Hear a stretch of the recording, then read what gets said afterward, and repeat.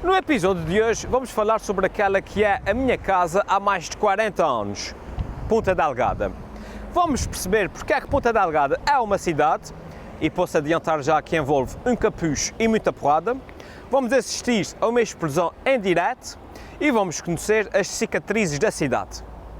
Olá, eu sou o Helder e hoje vou revelar 9 coisas que não sabes sobre Ponta Delgada.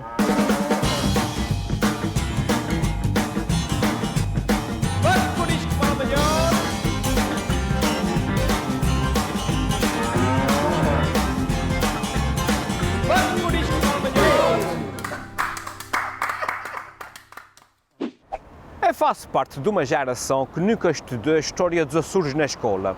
Simplesmente não fazia parte do nosso currículo.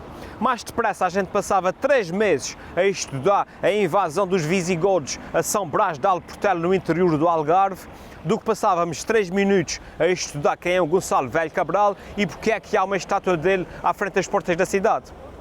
Como tal, eu sei muito pouco sobre a minha própria cidade, Ponta Delgada. Basicamente o que eu sei é que Ponta Delgada passou a vila em 1499 e depois alguém fez o Parque Atlântico lá em cima. É só. Por isso mesmo, considerando que Ponta Delgada é uma cidade com mais de 5 séculos de existência, considerando que é a maior cidade dos Açores e considerando que é a minha casa há mais de 40 anos, eu achei que estava mais do que na hora de conhecer melhor Ponta Delgada. Para tal, encontrei-me com Sérgio Rezendes, vereador da Cultura da Câmara Municipal de Ponta Delgada. E foi aqui, no Salão Nobre da Câmara Municipal, que é uma sala que tem bandeiras e obras de arte e, mais importante ainda, tem um sinal excelente de Wi-Fi, que Sérgio Rezendes me revelou a primeira curiosidade. Ponta Delgada tem carta de foral de 1499, embora tenha recebido uma segunda já em pergaminho, que terá sido uma cópia da primeira, em 1507. Ok, deixem-me interromper já aqui só para explicar rapidamente o que era uma carta de foral. Uma carta de foral era um documento real utilizado em Portugal que visava estabelecer um conselho e regular a sua administração, deveres e privilégios. Ou seja, é o documento que passou a Ponta Delgada a vila e concelho, dando-lhe a sua autonomia. Continuando. O interessante é a história que está por trás, porque antes de Ponta Delgada ter foral, quem tinha foral era a Vila Franca. E, sendo, portanto, Câmara Vila Franca do Campo, os notáveis do lugar de Ponta Delgada tinham que se deslocar à vila sempre que houvesse situações de relevo, nomeadamente por alturas de procissões e etc., para corresponder às intenções da Câmara da Vila. A situação, diz-nos o Gaspar Frutuoso, vai se tornar um pouco tensa, uma vez que, por uma das procissões do Corpo de Deus, os notáveis de Ponta Delgada tiveram que ir à vila e integrar a procissão. Essa procissão acaba por envolver tochas, portanto, já terá sido ao cair da noite, e um dos nossos irmãos de Vila Franca, não se sabe muito bem se foi de propósito ou não, o que se sabe é que a sua tocha pingou sobre o capucho de um dos notáveis de Ponta Delgada, que rapidamente voltou atrás, deu uma volta de 180 graus e gerou-se a confusão. Portanto, puxaram-se as espadas, houve alguns feridos, diz-nos o Gaspar Frutuoso que a procissão ficou desorganizada. E os notáveis tiveram que fazer uma retirada estratégica, que é como quem diz, fugiram a 7 pés. Meteram-se nos seus barcos e regressaram a Ponta Delgada. Hã? Sim, barcos. Então, antigamente não havia scooters nem carros, não. A forma mais rápida de ir de Ponta Delgada para Vila Franca e vice-versa era de barco, junto à costa. Seja como for, eu não sei que raio de capucho é que o notável tinha, mas devia ser um capucho da Louis Vuitton ou uma coisa assim. Porque ele ficou tão chateado por terem estragado o capucho que, quando os notáveis chegaram a Ponta Delgada, decidiram enviar um emissário ao rei Dom Manuel, lá no continente, a pedir a carta de foral para Ponta Delgada. A retirada teve que ser um pouco sigilosa também. O nosso emissário sai com uma caravela de trigo, com a desculpa de que iria vender esse trigo em Lisboa, e regressa um mês depois com a carta de foral assinada pelo rei, para grande satisfação da jovem vila de Ponta Delgada, uma vez que já tinha essa carta de foral. É chamado o irmão do capitão do Donatário, que estava a representá-lo na ilha, é chamado à Ribeira Grande, que, portanto, atesta do caráter legal e jurídico do foral, para muito pesar dos nossos irmãos de Vila Franca, que ainda tentaram perceber até que ponto é que conseguiam impedir essa autonomia de Ponta Delgada. Que não conseguiram, como se sabe, e nasceu assim o Conselho de Ponta Delgada. E pronto, fica aqui assim uma lição muito importante e que é: nunca se ponham entre um homem e o seu capucho preferido. Vamos ao próximo, vamos. Para quem não sabe, o santo padroeiro de Ponta Delgada é São Sebastião, o que levanta uma questão muito pertinente. Porquê São Sebastião?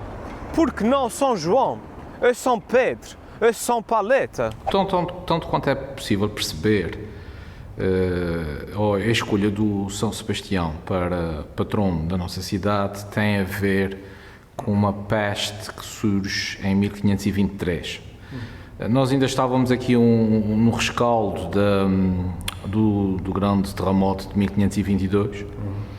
Portanto, a cidade, na altura ainda vila, Ponta Delgada só é cidade a partir de 1546, na altura a vila de Ponta Delgada ainda estava a recuperar e a reconstruir os danos que tinham surgido por essa altura, quando, a 4 de julho desse ano, 1523, chegou, portanto, um caixão a Ponta Delgada, do João Afonso, de alcunha o Seco, que é preciso perceber que as pessoas na altura não tinham as noções higiênico-sanitárias que nós temos hoje.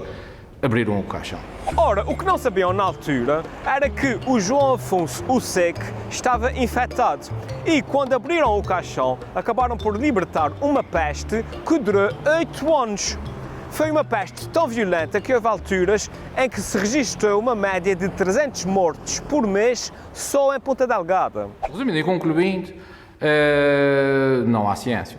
Não havendo ciência, a população só tem duas opções. Ou foge, acreditando que no campo está mais segura, o que não corresponde à realidade, ou então reza. E o que acaba por acontecer são dois cenários. Quem pode fugir, foge.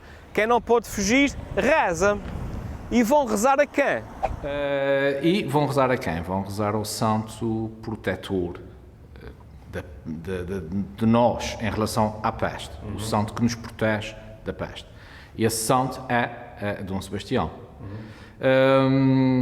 Essa crise acaba por originar o voto da população e da sua Câmara, no sentido de fazer crescer a pequena ermida de São Sebastião para uma igreja grande, e é aqui que está a origem da matriz de Ponta Delgada, e simultaneamente também que se passasse a executar uma procissão anual em honra a este santo mártir. Curiosamente, a peste desaparece em 1531, precisamente o ano em que se começa a preparar a construção da igreja em honra a São Sebastião. Coincidência? Eu não sei, mas a verdade é que a peste acabou e nós herdamos a Igreja da Matriz como património, portanto, ficamos todos a ganhar. Em todo o caso, só para lembrar que lavar bem as mãos e usar a máscara é bem mais barato e fácil do que construir uma igreja e também resulta, tá bem? Não se esqueçam. Vamos ao próximo. O edifício da Câmara Municipal de Ponta Delgada deve ser um dos mais reconhecidos da cidade. Tão reconhecido como as portas da cidade, como os carrinhos de choque nas festas de Assunção de Cristo. Mas fica aqui uma pequena curiosidade. A Câmara Municipal nem sempre foi ali. Esta Câmara, o imóvel, o edifício, este Passos do Conselho, é o segundo. Sendo a situação em 1499 inopinada, não havia um edifício de raiz para ser a Câmara Municipal de Ponta Delgada. Essa Câmara Municipal, primitiva, terá existido à frente da primitiva ermida de São Sebastião, hoje Igreja Matriz de Ponta Delgada. Sendo uma adaptação a esse edifício original que era privado, acaba por ter, como de costume, nos baixos, a cadeia e para homens e mulheres, e no primeiro piso toda a área da variação e sala de reuniões, gabinetes, etc. Ora, como devem imaginar, numa altura em que a ideia de higiene passava por tomar banho uma vez por década e o conceito de lavar os dentes era tão estranho como usar uma sanita, que nem sequer tinha sido inventada sequer, meter a cadeia debaixo dos gabinetes não foi uma ideia muito inteligente. Portanto, houve muitas reuniões de variação que terminaram devido ao má cheiro que vinha das cadeias que ficavam no piso térreo do edifício. Eventualmente, a situação tornou-se insustentável e iniciou-se a transição para o edifício atual da Câmara Municipal, cuja construção se terá iniciado no século XVII e terminado no século XVIII. Agora fica aqui mais uma pequena curiosidade. Acredita-se que o brasão de armas original é o mesmo que está adoçado na frente do edifício atual. Portanto, já sabem, quando passarem aqui à frente do edifício da Câmara Municipal, não se esqueçam de olhar para cima para apreciar esta peça com centenas de anos, ok? Vamos ao próximo. Como com qualquer cidade com 5 séculos de existência, Ponta Delgada passou por períodos de estagnação seguidos de espasmos de desenvolvimento. Certas partes da cidade desenvolveram-se num século e outras partes noutros séculos.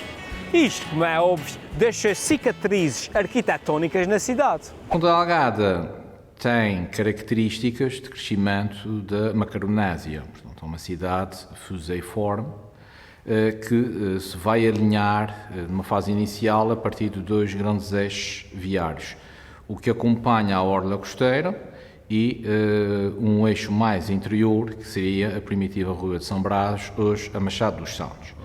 Esses 2 eixos complementam-se e ligam a parte nascente e a parte poente da cidade, nomeadamente Calheta de São Pedro e Santa Clara. E assim se manteve a cidade ao longo dos séculos XVI, XVII e XVIII, não tendo crescido muito para além destas dimensões.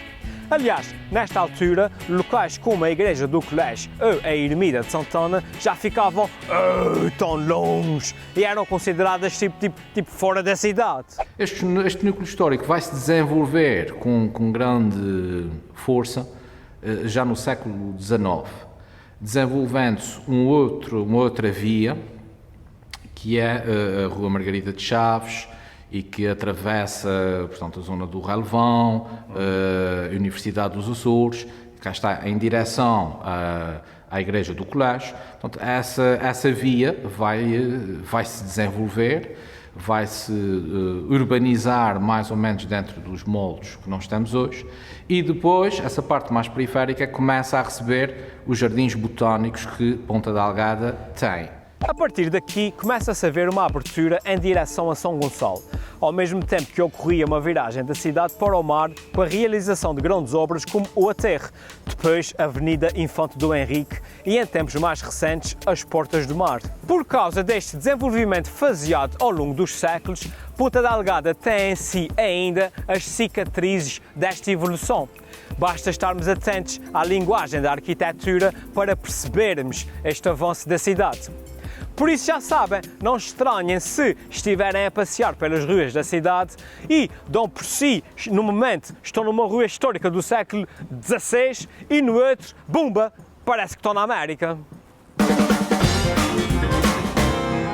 A partir de finais do século XV, os Açores começam a ter problemas graves, nomeadamente ilhas como Santa Maria, com pirataria e curso.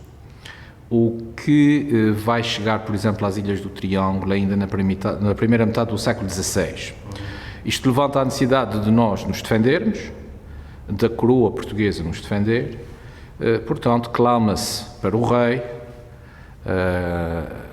o envio de artilharia. Só que há um problema. Canhões é muito bom e muito bonito, só que não servem de nada se não tiverem uma fortaleza onde os meter, não é?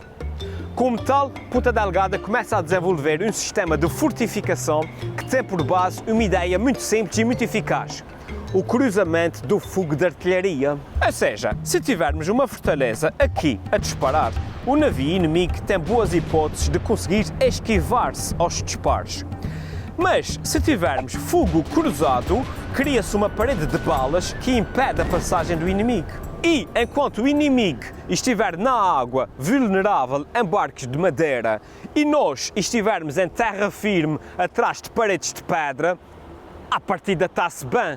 Isto significa que o conceito de Ponta Delgada teve, e ainda hoje tem, vestígios, ruínas e até mesmo algumas fortalezas que vêm do tempo da Idade Moderna.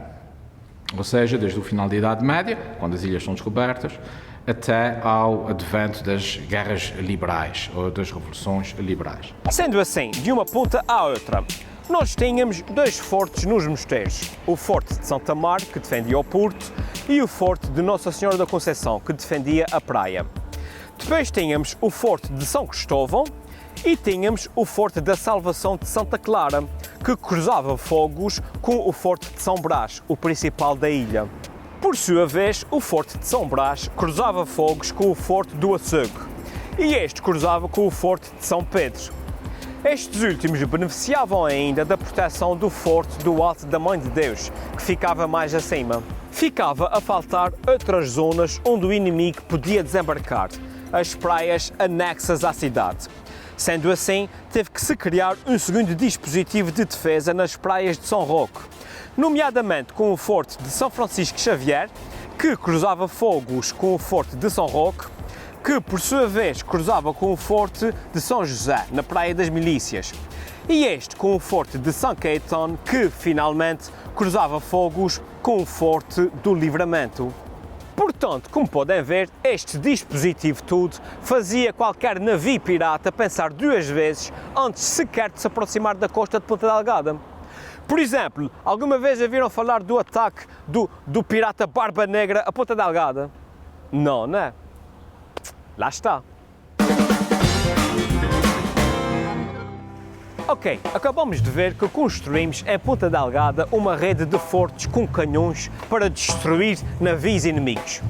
Mas convém referir também que nós não queríamos só destruir navios e barcos. Nós queríamos também salvá-los. Difícil será calcular o número de vidas que já se perderam no Mar dos Açores. Mas nós temos um antes e um depois da criação de rede de faróis. Porque quando nós recuamos no tempo e desaparece a iluminação e desaparecem os faróis, o que nós temos efetivamente são novilhas que semeavam o pânico em plena noite, principalmente se não houvesse luar. E, naturalmente, isto levantava um grande problema para os navios comerciais e militares e para os nossos pescadores. Aliás, era normal os pescadores saírem para pescar e terem que regressar no próprio dia. Se não conseguissem regressar no próprio dia, tinham que desembarcar algures na ilha antes de anoitecer, passar lá a noite e só regressavam ao mar no outro dia de manhã quando começasse a aparecer a primeira luz, porque lá está, não havia luz à noite. Na primeira década do século XIX, sucedem-se uma série de azares no mar, até que por volta de 1817, 1818, organiza-se quase que uma espécie de motim. Os pescadores estavam fartos desta vida muito difícil e deste perigo constante, sabendo que no continente, desde a época do Marquês de Pombal, se tinha desenvolvido uma rede de faróis. Primitiva, muito incipiente, mas funcionava. E então, esse quase que motim vem alertar as autoridades da terra para a necessidade de, em Ponta Delgada, se fazer a mesma coisa. Estas acharam por bem e propuseram o seguinte negócio. Ok, a gente constrói a rede de faróis, mas vocês, as empresas de navegação e os pescadores, pagam a manutenção daquilo, porque a gente não tem nada a ver com isso. Neste sentido, foram construídos 3 faróis.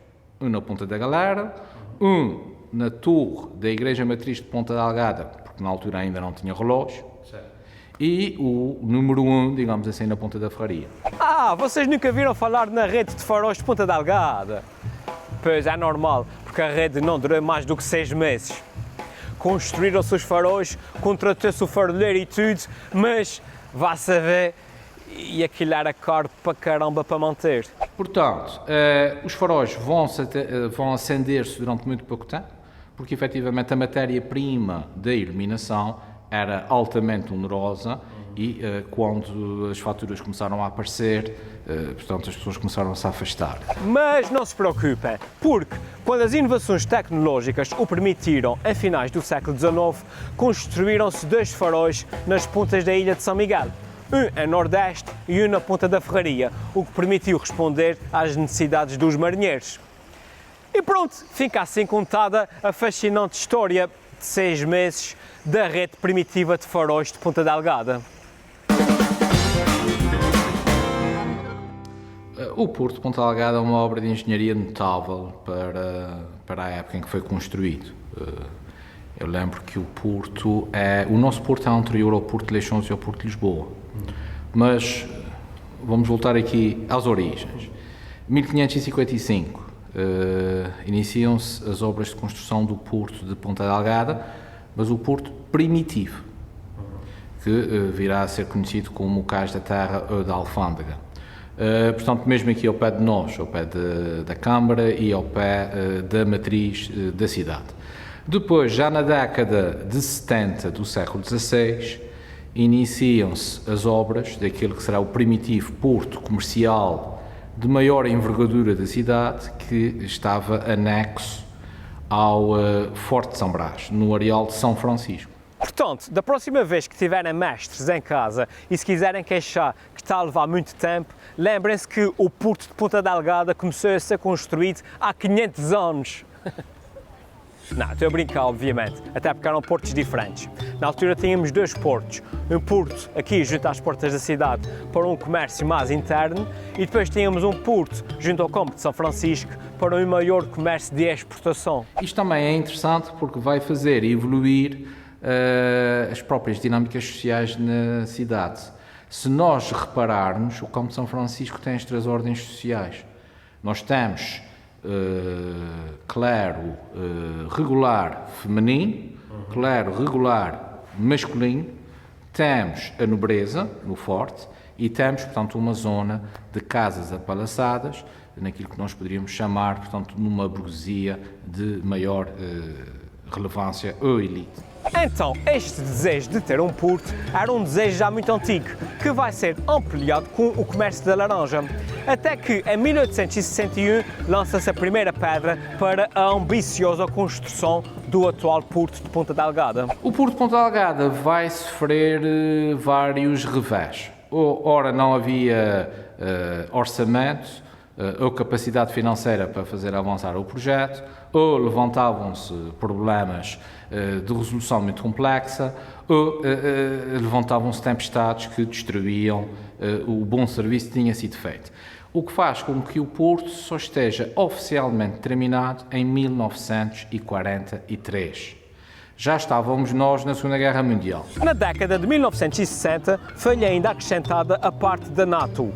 Atualmente, o porto estende-se por 1.244 metros, distribuídos de poente para nascente. E, ainda hoje, o processo não terminou. Aliás, mesmo a meio da nossa entrevista, alguém lembrou-se de rebentar cargas explosivas nas obras aqui no Porto de Ponta Delgada, o que só serviu para dar mais adrenalina à conversa. Sofreram ataques e invasões de tropas estrangeiras. E não há nenhum ataque. É mais uma evolução no Porto de Ponta Delgada. Quem percorre as ruas de Ponta Delgada não consegue deixar de observar o grande desenvolvimento que ocorreu nos últimos 100 anos. Atualmente, Ponta Delgada representa o melhor dos 2 mundos. É segura e acolhedora como uma média cidade, mas tem todas as condições e serviços de uma grande cidade. Todavia, curiosamente, os tempos que vivemos agora não foram a única altura que a cidade atravessou um grande período de desenvolvimento. A Belle Époque é um período que corresponde aproximadamente à década de 1870, 1880 e que termina com a Primeira Guerra Mundial. Tem a ver com uma mudança de hábitos sociais e económicos que nos traz a sociedade mais ou menos da maneira como nós conhecemos hoje. As ruas iluminam-se, conforme o tipo de iluminação, mas iluminam-se. Começam a surgir os serviços de limpeza das cidades, as forças policiais, vão-se desenvolver jardins, dentro de um espírito romântico de fazer recriar na cidade o espírito campestre. E Ponta Delgada vai sofrer todo esse efeito. Consequência também deste novo iluminismo, Ponta Delgada atravessa um ciclo económico extremamente interessante e desenvolvem-se várias fábricas, como fábricas de tabaco, fábricas de chá, fábricas de álcool ou a fábrica do açúcar. Durante esta bela época, a cultura também ganha nova vida, com o nascimento de espaços como o Teatro Michelense I ou o Coliseu Michelense, e as mentalidades evoluíram. No sentido em que as pessoas, principalmente as com maiores posses, segunda classe e primeira classe, portanto, têm tendência de sair da cidade, de passear em jardins, de à noite dar passeios pela cidade ou irem ao cinematógrafo, adquirindo hábitos como por exemplo, o confraternizar pela noite dentro e determinados vícios, como por exemplo o fumar já com o cigarro. O cigarro é uma invenção do século XIX e que vai se tornar muito popular por aqui. Portanto, como podem ver, Ponta Delgada da bela época é uma cidade extremamente interessante. É uma cidade iluminada, já tem teatro, já tem cinema, já tem jardins, começam-se a preparar as primeiras formas de canalização e de saneamento, e é uma cidade que se aproxima cada vez mais de um registro urbano europeu. E aqui entre nós, apesar do nosso convidado não o ter referido, eu acho que o que tornava a bela época ainda mais bela era o facto de que na altura ainda não existia Facebook. Mas pronto, isso já é outra conversa. Vamos ao próximo, vamos. A cidade de Ponta Delgada, como a da Horta, são importantíssimas no movimento de travessia aérea do Atlântico Norte. Nós falarmos sobre a história da aviação e não citar estas duas cidades, até com maior ênfase a Horta, portanto será um erro. Ponta Delgada assiste ao descolar de uma aeronave em fevereiro de 1918. Essa aeronave é uma aeronave militar americana, faz parte da primeira companhia aeronáutica dos Marines da United States Navy, que tem um destacamento aqui na nossa cidade e que faz parar literalmente a ilha nesse dia, porque toda a gente queria ver essa máquina que tanto se falava, que era um avião. Os americanos vão se manter em operações aéreas à volta do porto de Ponta Delgada até novembro de 1918 e acabam por diminuí-las devido a uma série de acidentes, incluindo um mortal. Mas a base aeronaval norte-americana só desmobiliza após a passagem da primeira travessia aérea do Atlântico em 1919. Mas a tecnologia para atravessar o Atlântico com passageiros era muito precoce e, nos anos 20, o hidroporto de Ponta Delgada assistiu ainda à passagem de aviões a tentar quebrar vários recordes na travessia do Atlântico e, nos anos 30, começam-se a estudar rotas aéreas de companhias comerciais que incluíam Ponta Delgada ou os Açores como ponto de paragem. É preciso lembrar que, nesta altura, o conceito de construir um aeroporto terrestre era muito caro e complexo. Era bem mais fácil usar uma pista natural que já existe no mar do que construir uma pista de raiz em terra, certo? Certo. Mas há apenas um pequeno problema. aterrar no mar é bem mais perigoso do que aterrar em terra. Isto significa que nós vamos habituar-nos, principalmente do alto tamanho de Deus, de ver fantásticas máquinas a voarem à nossa volta, muitas vezes com sucesso, outras vezes com fracasso. Vamos assistir a vários acidentes e existem mesmo mortos em acidentes na Baía do Porto de Ponta Delgada. O que significa que, por altura da Segunda Guerra Mundial, desiste-se do hidroporto e começam-se a usar cada vez mais pistas terrestres, como a pista de Santana, até à construção definitiva do aeroporto de Honordela em 1969. E chegamos assim ao fim do programa desta semana. Já sabem, mal tenham oportunidade, venham cá conhecer a cidade de Ponta Delgada. Não é por ser minha cidade nem nada, mas puxa caramba, é mesmo uma cidade incrível. Vai. Obrigado por terem visto e até para a semana.